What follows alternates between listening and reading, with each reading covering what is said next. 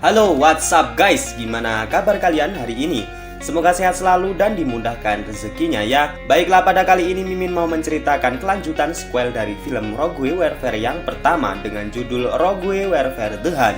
Jika kalian belum nonton sequel film yang pertama, silahkan pencet kartu di atas ya. Jadi pada sequel kedua ini singkatnya, anggota yang tersisa berusaha menyelamatkan Daniel yang pada sequel pertamanya mereka ketahui ia masih hidup. Seperti biasa, yang belum makan silahkan makan dulu. Kalau udah, cuci tangan dan pencet tombol merah di kanan bawah video ini ya ngap. Oke, tanpa basa-basi lagi, yuk kita masuk ke film Rogue Warfare The Hunt. Bongkok.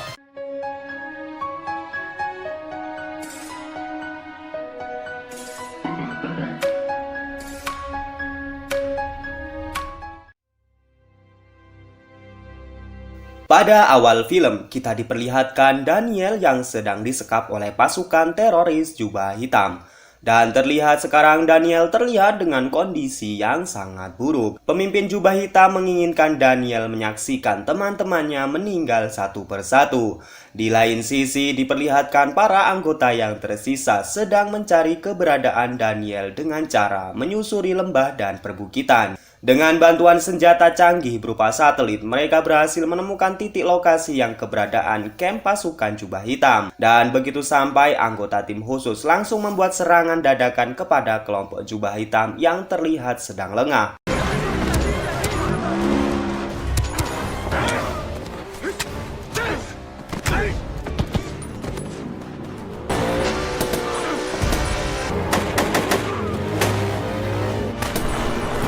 Singkatnya, mereka mengacaukan dan meluluhlantakan semua pasukan teroris jubah hitam yang berada di situ. Serangan tersebut menyisakan 2 orang yang tidak bersenjata. Selain itu, mereka menemukan seorang yang bisa berbahasa Inggris.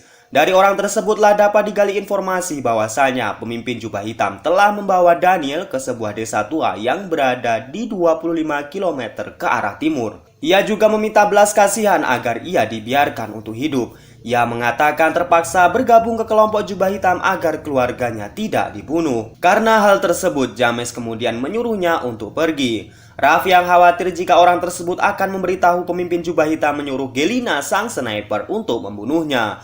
Namun lagi-lagi Gelina juga merasa kasihan dengan orang yang tak bersenjata dan membiarkan ia lari hidup-hidup. Singkatnya, seluruh anggota tim kembali ke markas. Briscoe kemudian mengatakan bahwa desa tua tersebut sedang mereka pantau dengan menggunakan satelit. Di malam harinya terlihat Gelina yang sedang santai karena tidak bisa tidur.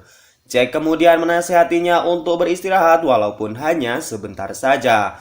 Lalu mereka membahas Daniel yang sudah 1 bulan lebih ia disekap oleh pasukan jubah hitam. Keesokannya, Marina mencurigai tanda-tanda keberadaan jubah hitam di sebuah kamp perkampungan tua. Banyak kendaraan yang terlihat masuk di kawasan tersebut. Kemudian Briscoe memberitahu sang presiden tentang kemungkinan besar jubah hitam yang sedang bersembunyi, yaitu di sebuah perkampungan tua sebelah timur kota Baghdad. Presiden pun mengizinkan Briscoe dan para timnya untuk menyerang jubah hitam dan juga menyelamatkan Daniel. Scene kemudian berpindah di mana sang ajudan memberitahu pemimpin jubah hitam bahwa salah satu camp mereka telah diserbu oleh pasukan khusus dan semua anggota mereka tewas terbunuh. Namun para warga sipil berhasil kabur dan melarikan diri. Baginya, dunia barat telah bersandiwara dengan membiarkan para warga untuk hidup agar dianggap sebagai rasa kemanusiaan. Ia juga berkeyakinan bahwa semua penduduk di tanah ini akan berpihak pada kelompoknya sebagai sesama saudara. Akan tetapi jika mereka menolaknya, itu sama saja sebagai seorang pengkhianat. Lalu sang ajudan juga mengatakan bahwa sang pria tadi berhasil selamat karena meminta belas kasihan agar ia dibiarkan untuk hidup. Kemudian pemimpin jubah hitam mengatakan ia termasuk pengkhianat dan sangat tidak layak berada di kelompoknya. Bring the American. Of course.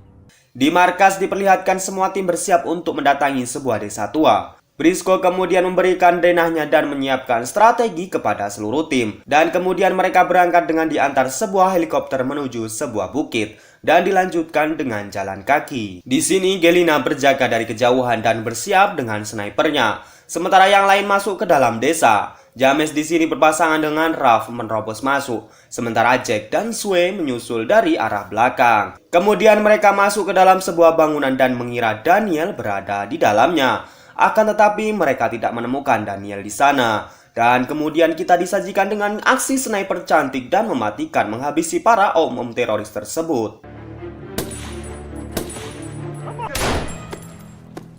Namun di sini Galina diserang oleh beberapa teroris yang menembak ke arahnya bersamaan dengan perginya truk mereka. Kemudian Galina yang sekarang sudah pindah posisi memberitahu para anggota jika pasukan jubah hitam sudah mengetahui posisi mereka saat ini. Dan mereka kemudian bersiap untuk meninggalkan desa itu. Sementara itu di markas pusat, Briscoe memerintahkan sebuah drone untuk mengikuti kemana truk tersebut pergi. Di tengah perjalanan, sopir truk menyadari bahwa mereka sedang diikuti oleh sebuah drone. Untuk itu mereka mengarahkan truknya ke sebuah terowongan. Dan kemudian para anggota tim juga terlihat kembali ke markas dengan perasaan kecewa. Scene kemudian memperlihatkan kelompok jubah hitam yang sekarang berada di camp baru. Dan sang ajudan melaporkan kepada ketua bahwa ia sekarang sedang membuat bom baru. Bom tersebut dinilai lebih praktis dan hemat bahan bakar. Maksudnya efisien. Sementara di markas Amerika, Briscoe mengatakan bahwa misi yang barusan itu gagal dan mereka juga kehilangan jejak truknya. Namun ia berjanji bahwa bagaimanapun caranya Daniel harus selamat.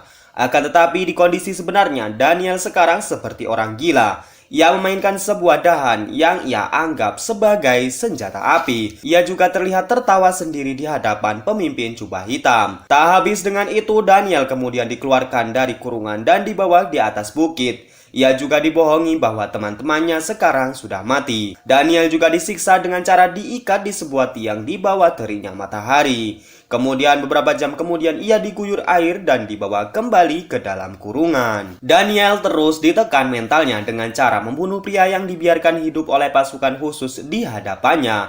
Dan di sini terlihat Daniel sangat shock dengan hal tersebut.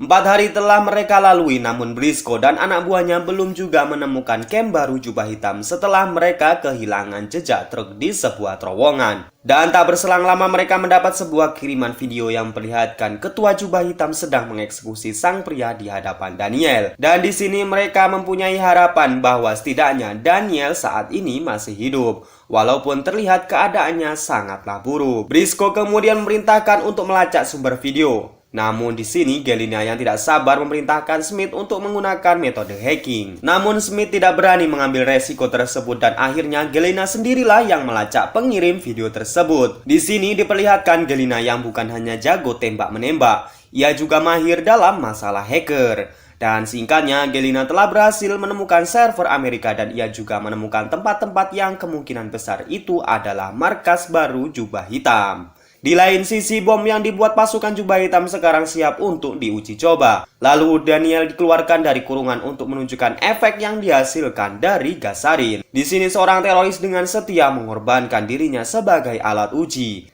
Ia kemudian makan gas sarin yang telah dikristalkan. Hal tersebut langsung membuat seluruh organ tubuhnya tidak berfungsi dan akhirnya ia tewas. Daniel yang melihatnya tambah stres dengan keloyalitasan seorang prajurit jubah hitam. Lalu ketua jubah hitam memprovokasi Daniel dengan mengatakan bahwa teman-temannya pasti tidak mau mengorbankan nyawa mereka demi menyelamatkan Daniel. No, not much there. That is the point. Di sisi lain, Galina yang sudah mengetahui camp baru jubah hitam kemudian menginfokan kepada Briscoe dan James. Dan setelah diperjelas lokasi tersebut di sebuah perbukitan. Menurut Galina, tingkat kebenaran lokasi yang ia temukan adalah 90%. Sehingga Briscoe kemudian beri izin untuk para tim mengecek lokasi tersebut. Tetapi tanpa mereka ketahui, di sini kelompok jubah hitam sudah berkemas untuk pindah tempat. Di atas bukit, sang ajudan beritahu ketua bahwa mereka siap untuk berangkat. Dan ketua jubah hitam sudah tidak sabar lagi dengan kebebasan negaranya setelah mereka berhasil memenangkan peperangan ini. Ketua jubah hitam kemudian mendatangi Daniel dan memberikan sebuah pistol kepadanya. Saat sang ketua pergi, Daniel mengalami dilema. Namun saat pelatuk ia tarik. Dan pistol itu ternyata tidak ada pelurunya. Sang ketua kemudian mengatakan Daniel tidak dibiarkan mati begitu saja. You didn't think I'd make it that easy, did you? Sementara itu, pasukan khusus telah siap untuk misi menyelamatkan Daniel dengan diantar sebuah helikopter untuk menuju titik lokasi. Sedangkan sang ajudan melaporkan kepada ketua bahwa komputer mereka berhasil diretas dan kemungkinan pasukan khusus sedang menuju ke camp mereka. Dan sang ketua menyuruh anak buahnya untuk bersiap menyambut mereka. Selain itu, mereka menyuruh anak buahnya untuk segera mengeksekusi Daniel di sebuah bukit, karena ia dinilai telah banyak mengetahui rencana dari Jubah Hitam. Dan ketua Jubah Hitam dengan santainya pergi dengan truk yang telah disiapkan. Singkat cerita, para pasukan telah sampai di lokasi. Mereka melihat ada pintu yang menuju terowongan bawah tanah. Namun tanpa sepengetahuan mereka, dua teroris sedang membawa Daniel untuk dieksekusi. Kemudian kita diperlihatkan aksi pasukan khusus yang memasuki terowongan dan melumpuhkan beberapa teroris di sana. Ternyata terowongan tersebut berujung di markas pasukan Jubah Hitam. Dan kemudian Gelina memindai situasi. Ralph, James, dan Jack mengecek ke dalam tenda. Sedangkan Gelina dan Sue berada di atas untuk mengawasi keadaan. Dan di dalam tenda terlihat pasukan Ralph berhasil menyandra pasukan teroris dan menanyakan di mana keberadaan Daniel. Akan tetapi teroris tersebut memilih mati dibandingkan memberitahu mereka. Di situ Jack mengambil komputer yang diketahui mereka sedang menyiapkan pembuatan bom sarin terbaru. Dikarenakan mereka terlalu lama di situ, para pasukan teroris yang lain datang dan ganti menyandra mereka. Tetapi untunglah Gelina dan Sue datang dan langsung menyelamatkan mereka. Karena suara tembakan itu, pasukan teroris datang dan menyerbu mereka. Dan baku tembak antar mereka pun tidak bisa lagi terelakkan.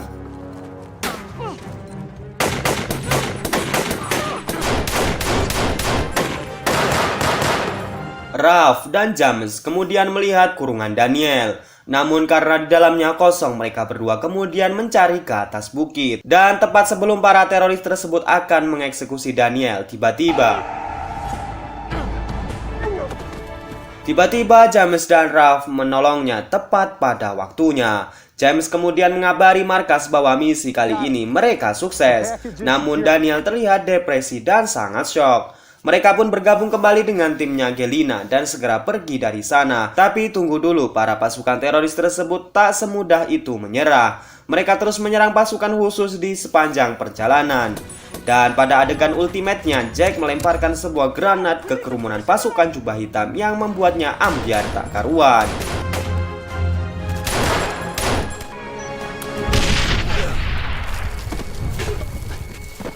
Setelah itu mereka kembali ke markas dengan dijemput sebuah helikopter. Dan begitu mereka sampai, Daniel langsung dibawa ke ruang pengobatan untuk dirawat secara intensif. Lalu Briscoe mengumpulkan anggotanya untuk beristirahat dan menenangkan mental mereka. Sedangkan pemimpin Jubah Hitam yang berhasil kabur akan mereka bicarakan di lain waktu. Di lain sisi, pemimpin Jubah Hitam sangat marah karena Daniel berhasil diselamatkan hidup-hidup dan film ini pun selesai, guys. Gimana ngap-ngop, seru kan filmnya? Kalau Mimin sendiri merasa bahwa di film ini mengandung arti yang sangat banyak. Selain sebuah perjuangan, persahabatan merupakan kunci dari sebuah keberhasilan. Saya Naja undur diri dan wassalamualaikum warahmatullahi wabarakatuh.